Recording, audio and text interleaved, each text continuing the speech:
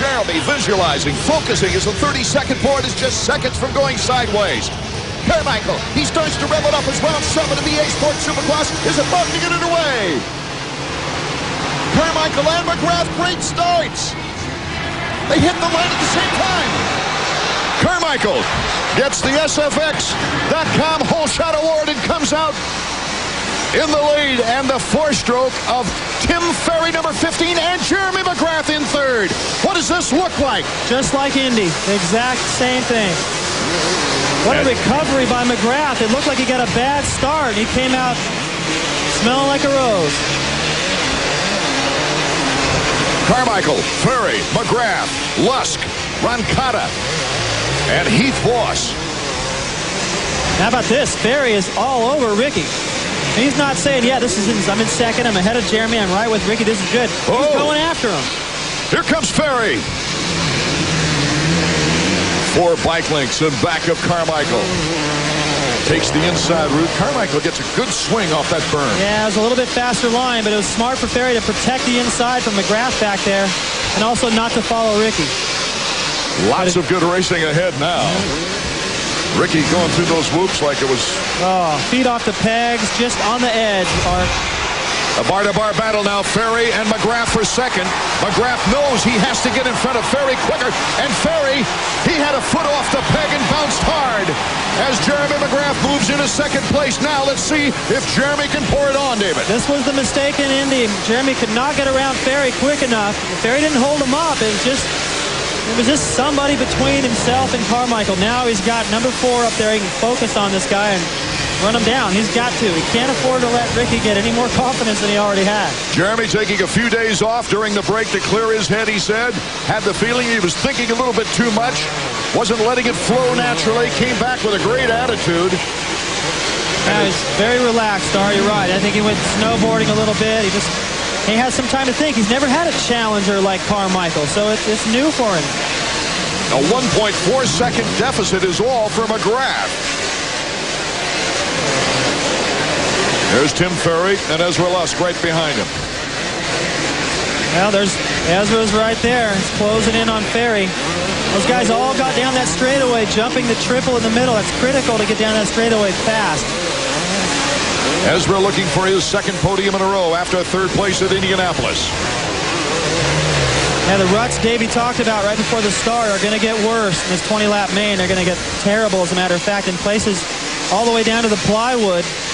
These guys are going to have to really be sharp about changing their line about halfway through this race so they can still jump the key jumps and not lose time. You've seen McGrath's helmet, the black with the number 3 in memory of Dale Earnhardt. Well, our leader also has a token as far as a memory of Dale. He's got a small number 3 sticker on the back of that helmet. These guys are going through this whoop so much faster than they did in the heat race earlier. The intensity is ridiculous right now. These guys they're all riding so fast. I've watched racing for years, and I don't see any place they can make up any time. There's our leader, Ricky Carmichael. What a shot that is. Let's go down to Davey Combs. Well, you guys know that Ricky Carmichael was the 4-time national motocross champion. Jeremy McGrath with 7 Supercross wins. This is the same problem that Jeremy had in San Diego. This is a motocross track. Jeremy doesn't really ride that much, and certainly on the West Coast, you don't get this kind of dirt. This is playing right into Carmichael's hands. Jeremy's going to have a hard time tonight if he's going to keep Carmichael in sight. Ricky always thought that his first 250 win would be here in Atlanta because it's always been one of his favorite tracks. It wasn't his first 250 podium last year, but it was one of his most significant because he felt that after that 3rd place finish in Atlanta last year, he told us, David Bailey, that now I know I'm doing the right things to win a 250 race. And by golly, he turns right around and wins Daytona the very next week. Yeah, he's definitely not leaving anything to chance. You know, his preparation during the week, his schedule of training and riding, it's all coming together. And you know, if he hadn't won all those outdoor titles, we've talked about this before, but it's important because everything starts to change when you get into a points lead, especially when McGrath's the guy breathing down your neck, and Ricky knows how to handle that. It's been outdoors and not against Jeremy, but it's still the same thing. Look at the race. McGrath is passing a lapper, but the race is on for third. Ferry and Lusk. Lusk has made the pass. Not that far away from McGrath either. Meanwhile, Carmichael looks for his very first Atlanta 250 win. 7. And of course, 1998, he had a perfect season in 125s where he won again here in Atlanta. Well, right now, he's got to ride flawless because McGrath is keeping pace with him. Look at LaRocco and Roncada going at it. And LaRocco started in 12th position, is now up to 7th, looking to pass Roncada. He does. Passes him for 6th place. So once again, LaRocco on the move after a so-so or poor start.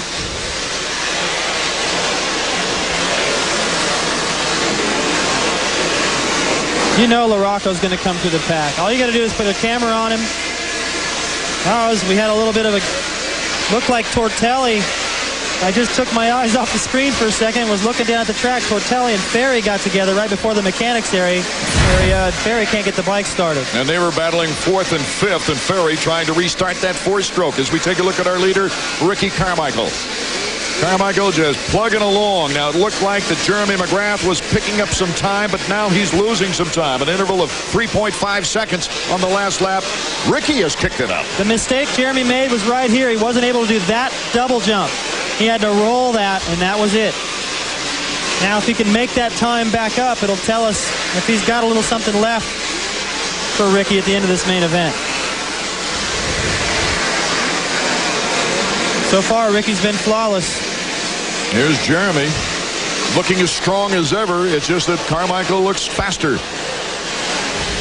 Actually, they're like dead even. I mean, it's tenths of a second, 2/10 of a second.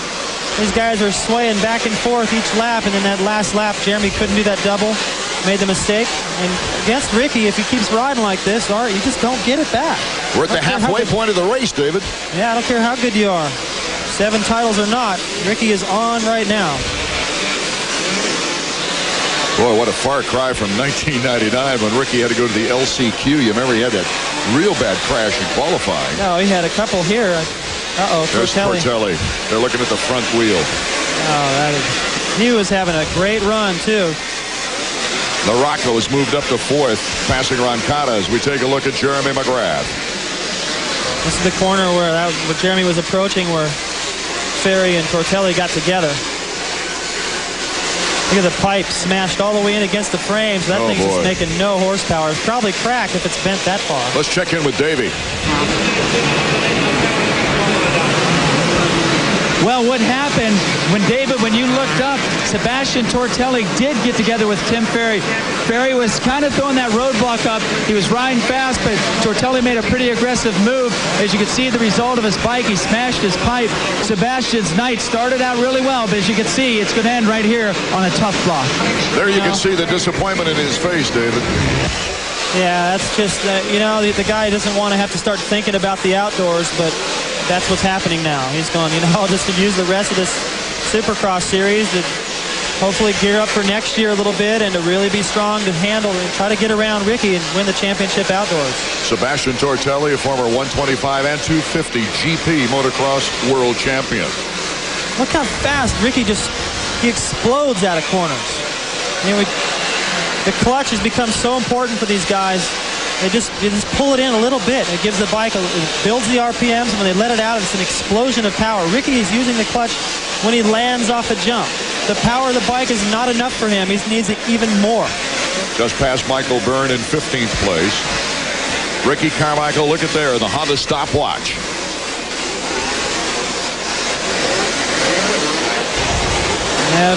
Not as much time gained this lap on McGrath, but still a comfortable enough lead. Ricky just went around this corner, and he's got 3 lap riders right in front of him. Jeremy trying desperately to pick up some time. Oh, another miscalculation by McGrath. Right now, RC is ruling out in front. He got his first pro win here in Atlanta on a 125. Now he's looking for a 250 victory. Where Ricky Carmichael, he's always said he loves this red clay of Georgia. He's got a 4.9 second lead on Jeremy McGrath. Carmichael is looking for his 4th consecutive victory. If he takes the checkered flag here tonight, he'll tie the Kawasaki record for wins in a season with Jeff Emig and Jeff Ward.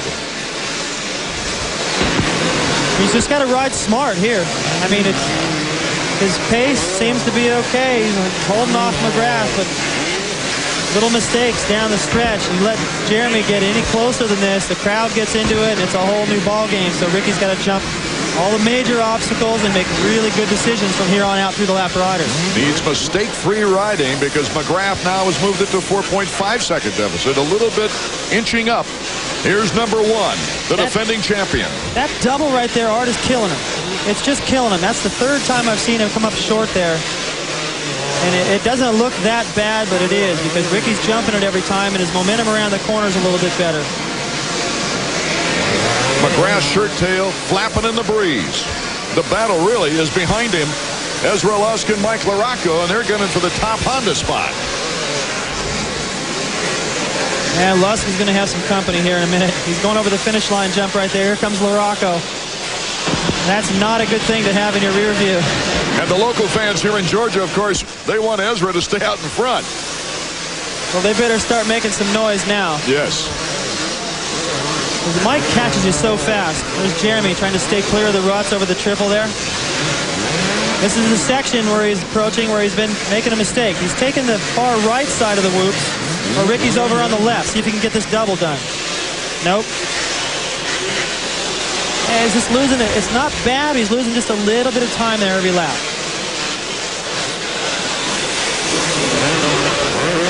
I don't think he's comfortable going out to the outside and using the left side of that straightaway. You're committed once you go out there, and maybe he just doesn't like the ruts.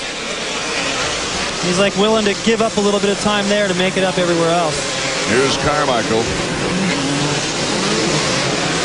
And he become the first guy on a green bike to win 4 in a row. Lapping Steve Lamson. Yeah, you can see that interval hasn't changed much. I mean, like I said before, 0.2 of a second. That's all these guys really fluctuate unless there's a major mistake. And Ricky and Jeremy just don't make those. We alluded earlier to how difficult it is to win 4 of these races in a row. Well, only 5 guys in the history of Supercross have done it. Of course, Jeremy McGrath has done it numerous times, 7 times. But you have Ellis in 75, Hanna in 78, Bradshaw in 92. Don't forget RJ, Rick Johnson in 88. So Ricky Carmichael would be joining some unbelievable company. Yeah, I think we're going to see a lot of number 4 in the years to come. As soon as Jeremy decides to retire, who the heck is going to stay with him?